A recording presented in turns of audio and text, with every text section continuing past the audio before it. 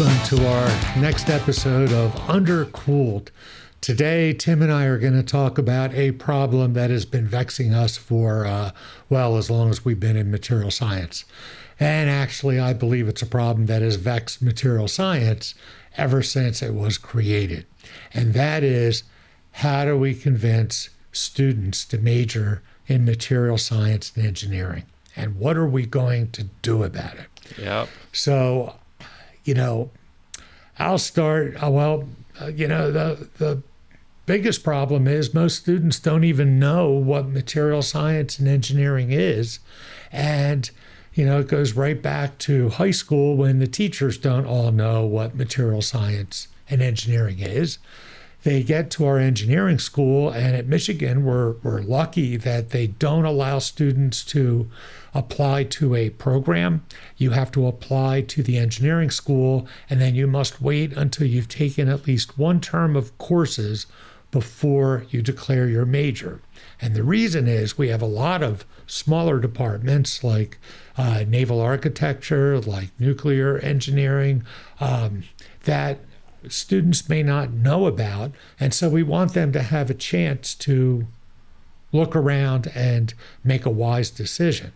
But of course, we come from a distinct disadvantage because the students don't come in having any idea what we're all about, what we do, and they get such bad information from other students. So that's what we're going to talk about. And I think there's another key. Even when we do talk to them and convince them, we still have another problem that I think Tim will talk about.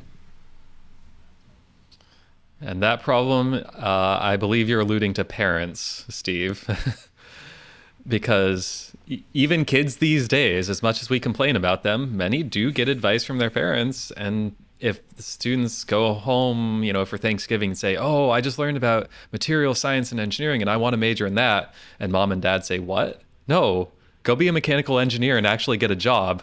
That's a disadvantage that we have to figure out our way around, is growing more of this awareness, not just among the students, but among their families as well, that it's a good thing to be a materials major. Yeah, absolutely. As the program advisor, I get lots of students who come in and they've been told by their peers, other students in their class, material science is really focused and it's a really tiny department, so that means you won't get jobs. And I say, no, it's actually the other way around. There's so few of us and so many people need material scientists that our students are in very high demand and do just as well as any student in mechanical engineering or chemical engineering or any other discipline, even more. Well, with the exception of one field recently that's actually been eating our lunch. And that field is the field that must not be named. Computer science. And it's tragic. Okay. Yes, some of the salaries for students coming out of computer science are the highest salaries amongst any engineer.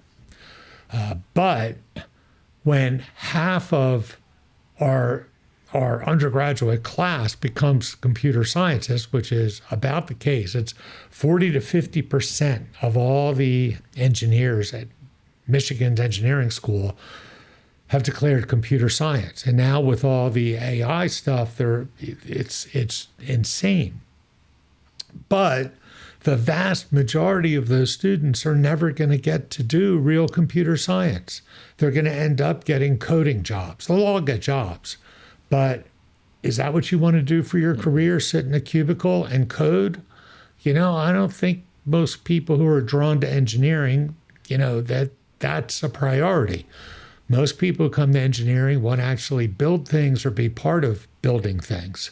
And that's, may not happen if you do computer science. It's a wonderful field, but the truth is all fields do computer science. A quarter, almost a third of our faculty in material science are computer scientists who do computational material science and do amazing computer science along the way. And I just feel students would be much better off learning a engineering discipline but then focusing on computation if they want, because then those computational skills can take them anywhere that a CS degree would probably do. But yeah, and most of my friends in industry, when I talk to them about just work and sort of the teams that they work with at their jobs, there's always the simulation team, right? There's the data team, there's the programming team. There's no shortage of ways to deploy this skill set of coding and of computational work in an applied engineering context. And I would agree with you, Steve, that if you have that sort of fundamental engineering discipline first of mechanical or materials or biomedical or whatever, and then you add to that later the computational knowledge, that it becomes very powerful. But if all you know is how to code extremely well, then that doesn't help inform you about what problems you're coding for and what you're trying to solve with the computer. It can even lead to problems. I mean, this is not a new problem. This goes way back. When I first got a master's degree in mechanical and aerospace sciences, I went to work for General Electric. And I went to their reentry and environmental systems division, where, I was in the aerothermodynamics group that worked on calculating the flow field distribution along a reentry vehicle, and then working in tandem with, people doing thermodynamics codes to figure out how the nose tip would get cusps in it and a new shock would attach. So, believe it or not, we did hypersonics for a long time. Now it's a hot field again. But if your reentry vehicles coming in at hypersonic speeds, a cusp can get cut out, ablated from the nose tip, and a sharp edge will cause a new shock wave to attack, and the vehicle goes bam. And we tracked all of that with computation. Now, our group worked with a computer science group. We couldn't do this without computer scientists, real computer scientists, because we didn't have computers big enough to even put our whole code into. We were using state-of-the-art computer with 512K core computers called a Honeywell 2000. And that's why, in Fortran, we used Fortran 77 back then.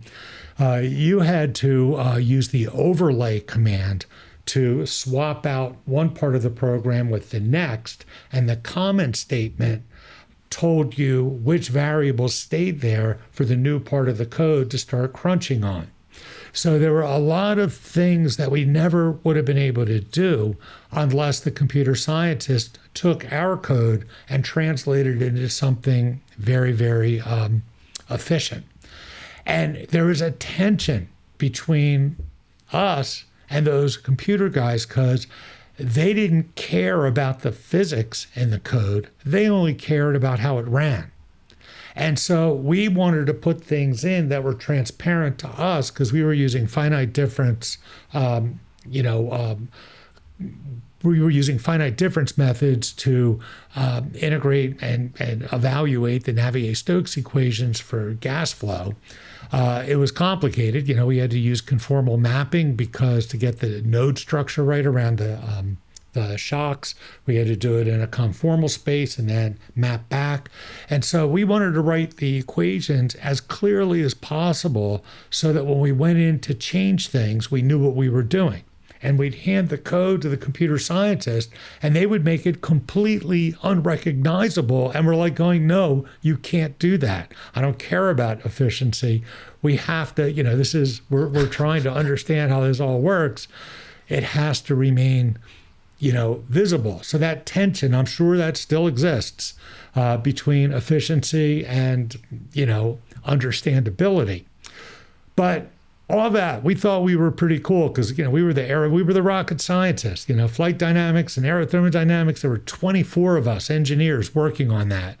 And I used to ask my boss, what's on the floor above us? It seems like they have a large group. They go, yeah, there's 80 people in that group. I'm going like, 80? Who are they? And he said, oh, that's the materials group. I'm like, what do they do? Because I didn't know. And he told me, they work out all the metallurgy for the titanium, structure. They made the carbon-carbon woven nose tips that, what we now know as carbon fiber composites. They invented that.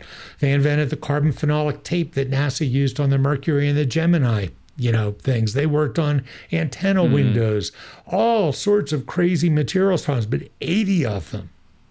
And that was one reason why I quit my job and went into material science, because I realized how important. And if you really look at a lot of these big companies, ultimately, they're materials companies.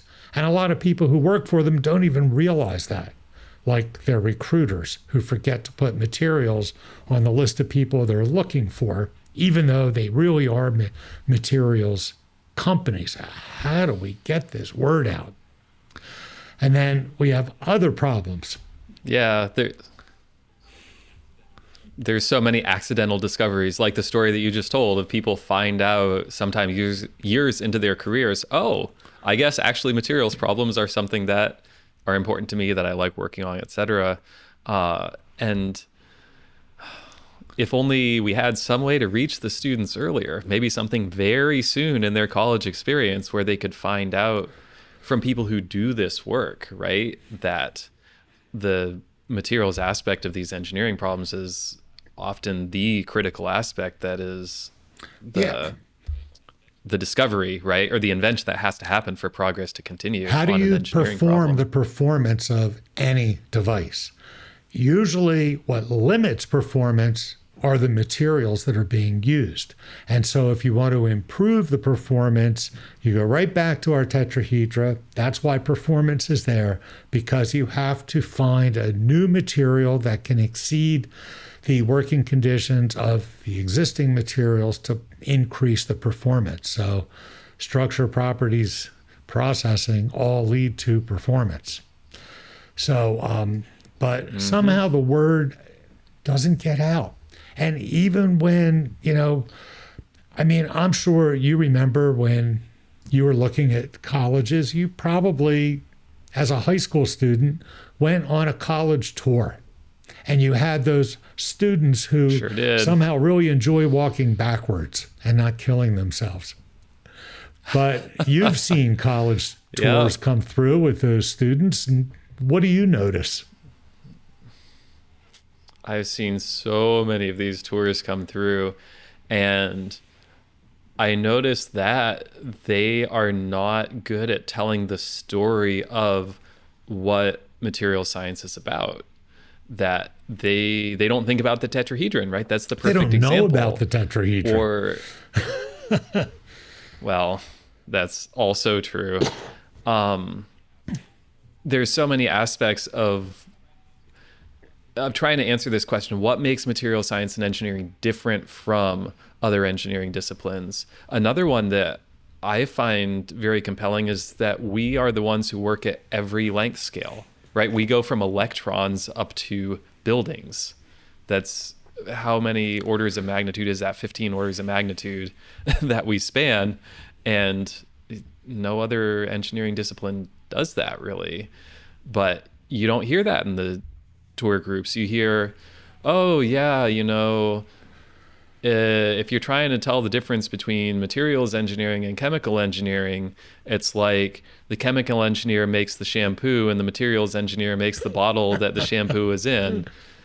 And it's extra frustrating because it's not quite wrong. It's actually a little bit true, but that doesn't capture what's great about either of those fields. It's like, I don't want to make shampoo bottles for the rest of my life. Of course, I'm not going to be a materials scientist. But the chemical engineers don't invent the shampoo. They don't come up with the formulation. That's usually a collaboration of chemists with material scientists, getting the viscosity just right and all of that.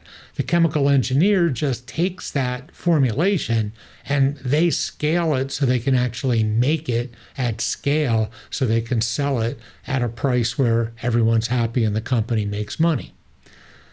And they don't mention that to the students. But the same is true for the packaging. A lot of the packaging is actually made in factories that chemical engineers build, because that's what chemical engineers do. They build factories, they build chemical plants, they build distillation columns, lots of piping, reactors, and they understand how all those things fit together so you can actually manufacture a product. And we don't do that in material science. We work on creating the actual material that will have the properties that you need to give the performance to the product so the consumer is happy. Yeah. Well, we just spent 10 minutes complaining about the problem. Students don't know who we are. Parents don't believe in us. There's tension, competition for students with other majors. And then finally, the tour leaders who the students could hear about us from throw us under the bus. So this is the problem space. Being engineers, we of course have to say, I have defined the problem. Now what is the solution? And just starting with the tour groups, one thing that we've tried in our department that has helped a little bit is there's a space, there's this hallway where all the tour groups come through, right? Here's the tour group coming through the hallway. And there's a pause point where the tour leaders stop and give their little speech about shampoo bottles.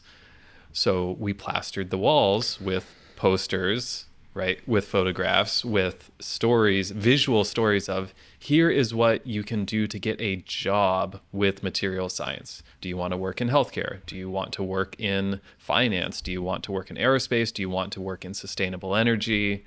And we've got these posters that tell these stories. And what I notice as tour groups are coming through is that the students aren't really looking at those. They're listening to the tour guides or just staring off into the ether. But the parents are reading the posters about the jobs. And so this comes back to your point, Steve, about we need to find better ways to get the parents to understand that this is a viable career path. I did see the tour guide read one of our posters to the students this past week. They actually said, one of the things said, materials are everything. And that's what the tour guide said. See, materials are everything. Everything's made of a material. So that's a much better message than what I've heard so far. But beyond that, I think we've been making many attempts over the years. Some work better than others. None have really solved our problem.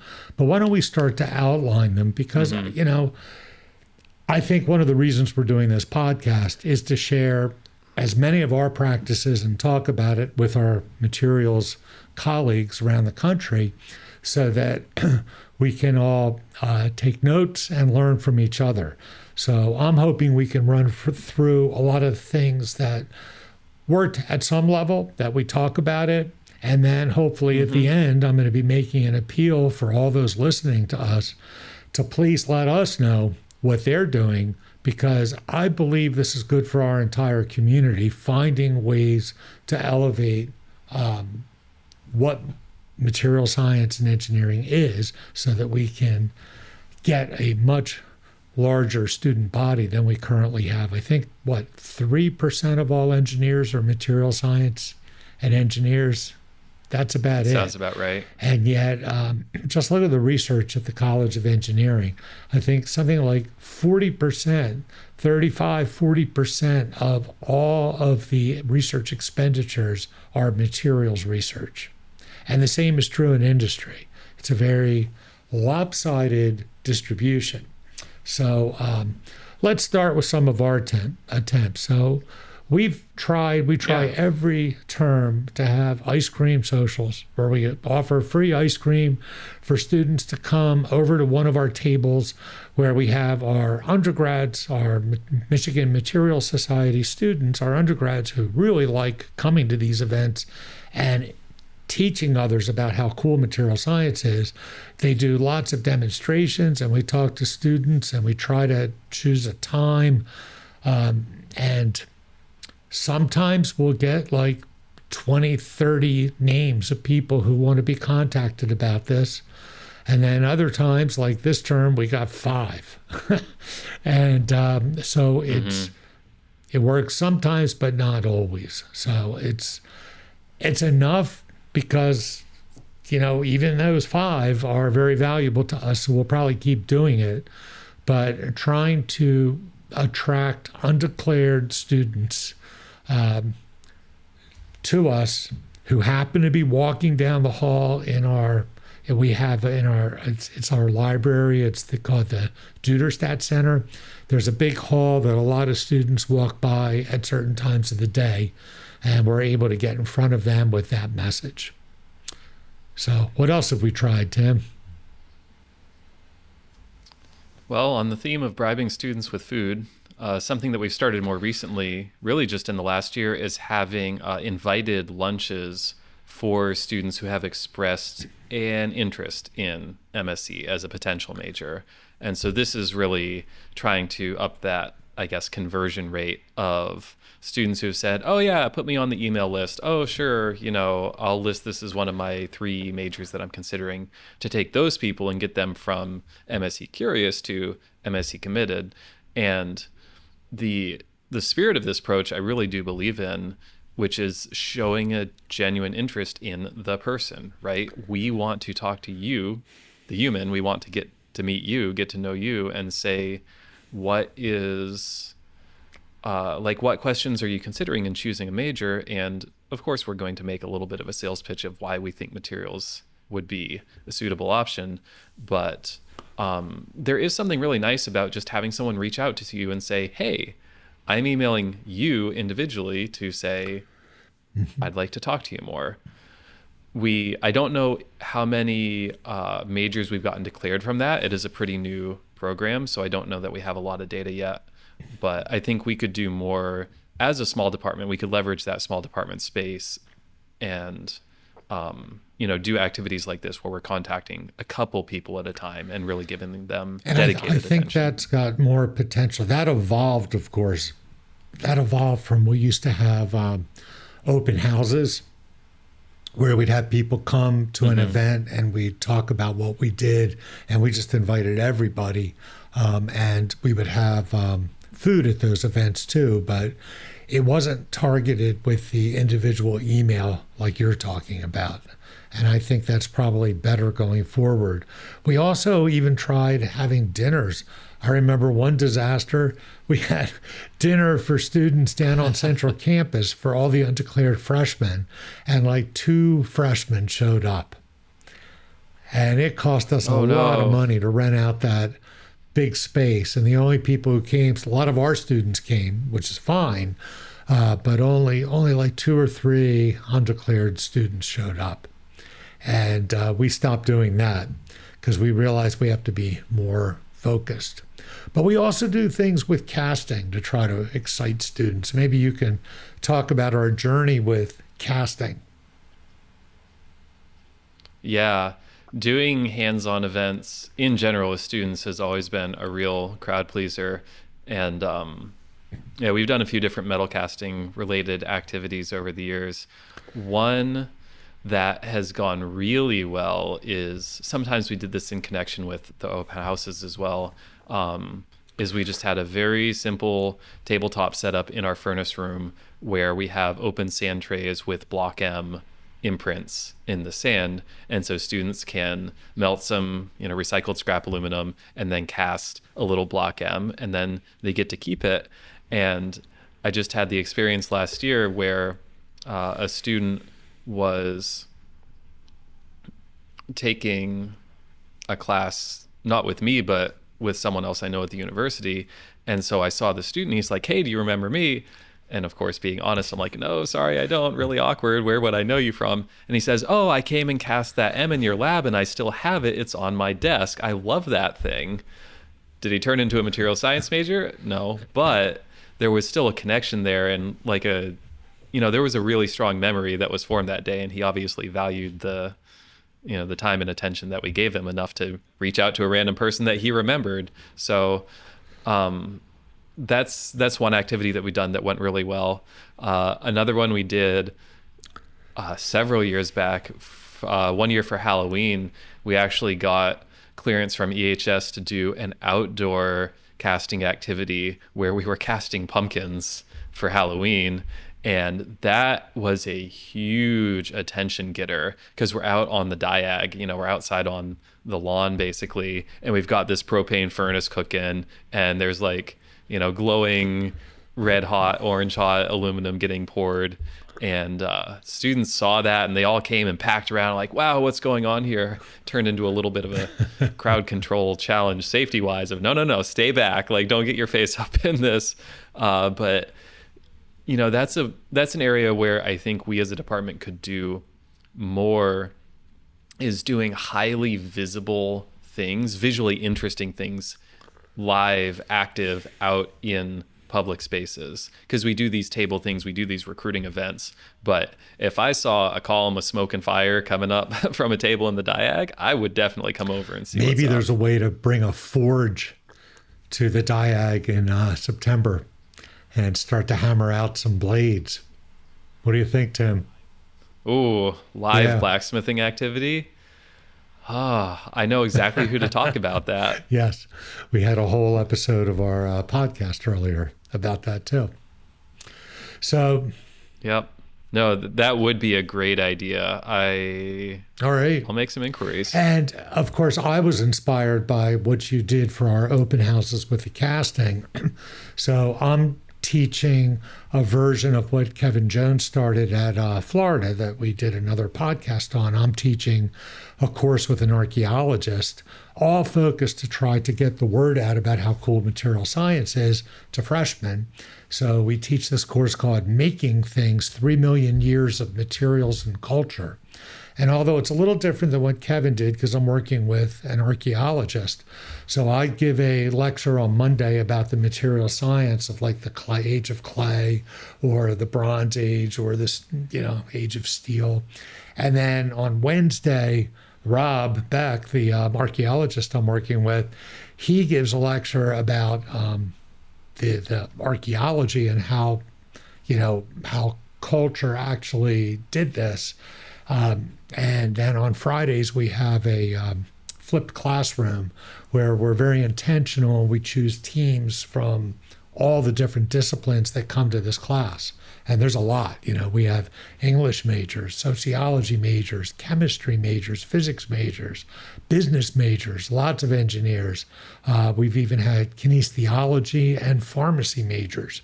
So we spread those all out on the teams. So each team has an incredibly diverse team, and the students have a lot of fun. But one day when we do the module on aluminum, and you might ask, like, where in the ancient world was there aluminum? Because there wasn't. But aluminum, being a new material, has actually ran the gamut of its acceptance and use and innovation and culture that happened in the Bronze Age. So nothing's really new. As humans, we keep doing these things the same way. And it all revolves around bottlenecks and people who control those to get wealth. So it's just fascinating. Right. But for that Friday activity, we bring everybody over to the Van Vleck lab and we have them pour a block M. And the students just love it because most of these students have never seen this before. And the opportunity to, put on all the protective gear and the helmet, learn how to pick up the crucible. Oh, yeah. They love it. And some of them have even brought like some of them are married and they bring their spouse because, can my spouse do this too? And that's they cool. just love it. So we're going to keep doing that. And so, I thank you, Tim, for developing that whole activity because it really works. And we can push, 40 people through in about 3 hours. And that's amazing. So that's one that we should definitely keep doing. And of course, we developed this whole course to try to attract majors, but we also try to attract majors in our Intro to Materials course. I think every program in the world does this, but we have some other specialty courses that we also try to attract people to, and you're teaching one of them this term. So why don't you talk about that, Tim? Yeah, that's true, because the challenge with the Intro to Materials course, as you, Steve, especially know, being a long-suffering person enduring this, is that it's a lot of juniors and seniors in there who are just, they're already committed to their major and they're just knocking out their graduation requirements and trying to get their degree and get out. And you're not going to recruit a senior aerospace engineer to go change to being a material science major.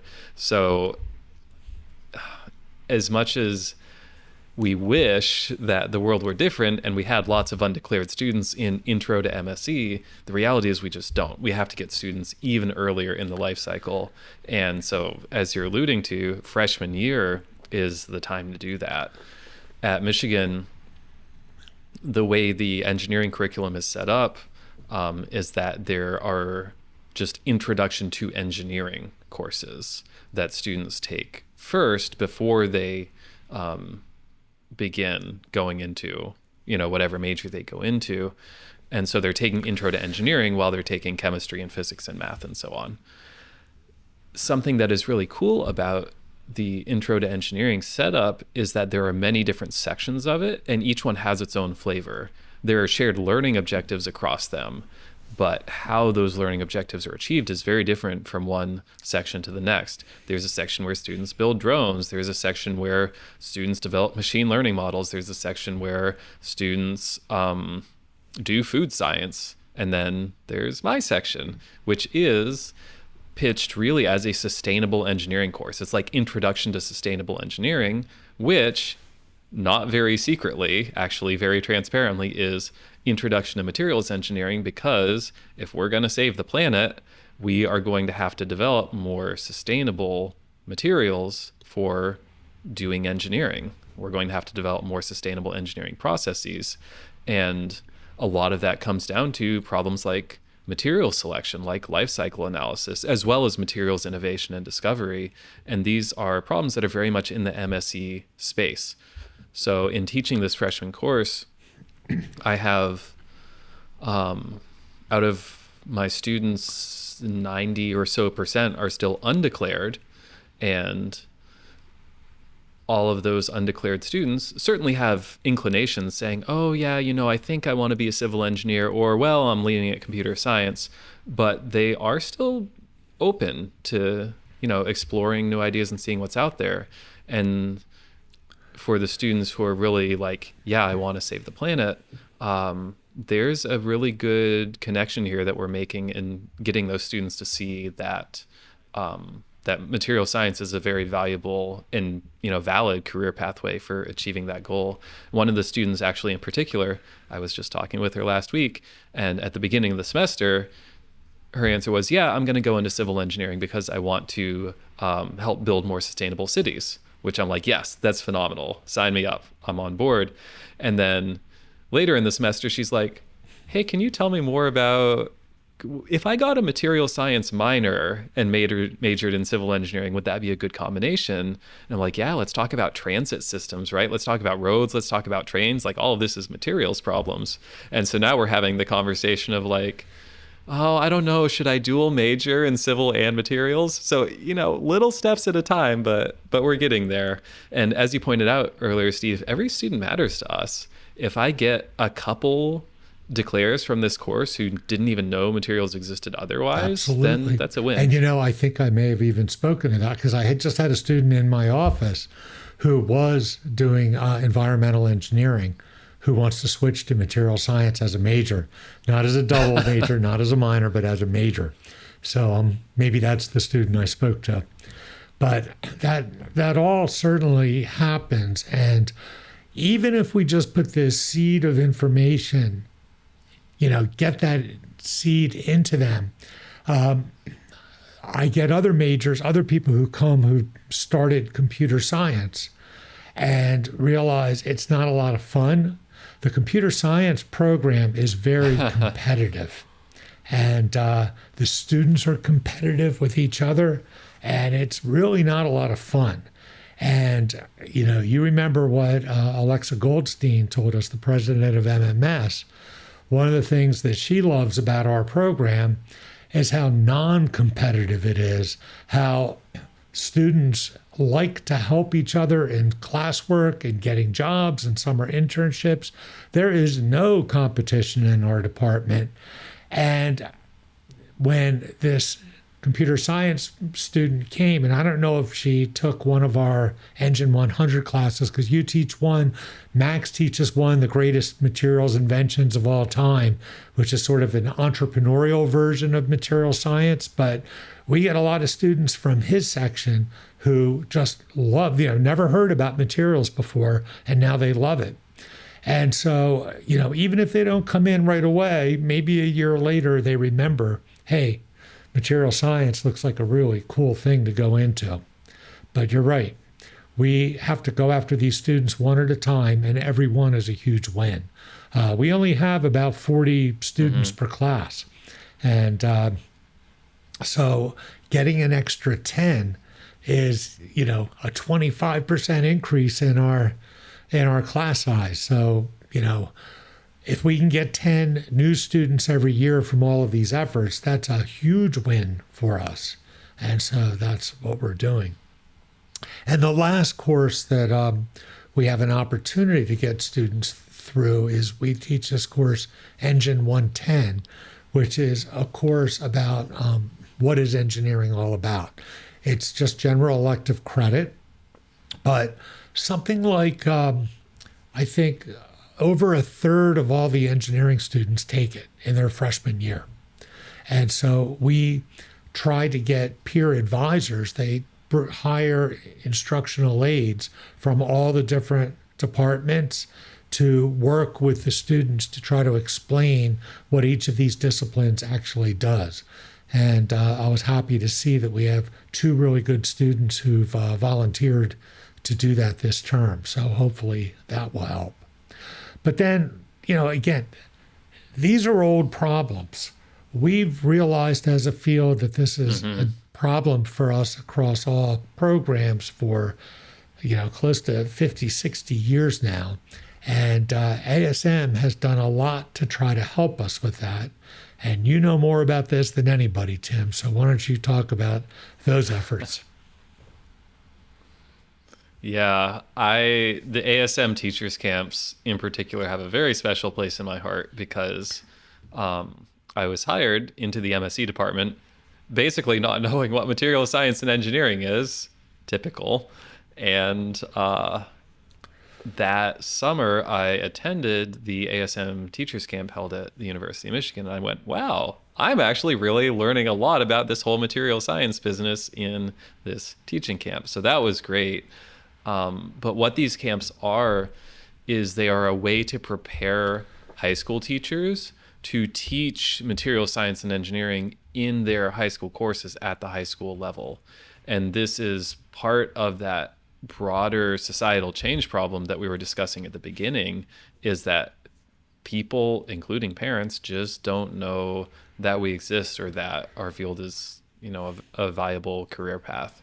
So what the teachers camps do is it's professional development, like recognized, accredited certified professional development for K through 12 teachers who come in and they spend a week learning, not just MSE, they're not sitting in a classroom getting lectured at, they are doing labs, they're running experiments, learning how to build their own demos so that they can go home and actually do these things in a sustainable way, learning even the little minutia of where do you buy this chemical from? How can you get this the cheapest so that you can do it for $10, on a high school chemistry budget? And they spend the week learning all of this, and then they go back to their schools. And once they're back at their schools, usually it happens in a chemistry class, sometimes in a physics class. Very rarely a high school might have a engineering class, and it can go in there. But the real win is the teachers who do that and say, wow, this is super cool. I love it. My students love it. I want to teach a material science course. And so they go to their principals and say, we need to offer this as a science elective because the students love it and I love it. And they come back to the teachers camp. And so we have what's called a year 2 teachers camp, which is helping these teachers learn more stuff, get more proficient with the activities, but also to design a course, to teach a semester-long material science and engineering class at their high schools. And there are, I don't know the exact number, but over 100 teachers now doing this at different places around the country who have gone through these ASM teachers camps and are now teaching MSE as a high school class, which is absolutely phenomenal. And that is something that's helping, but it isn't, unfortunately, driving a lot of students to actually come major in our department.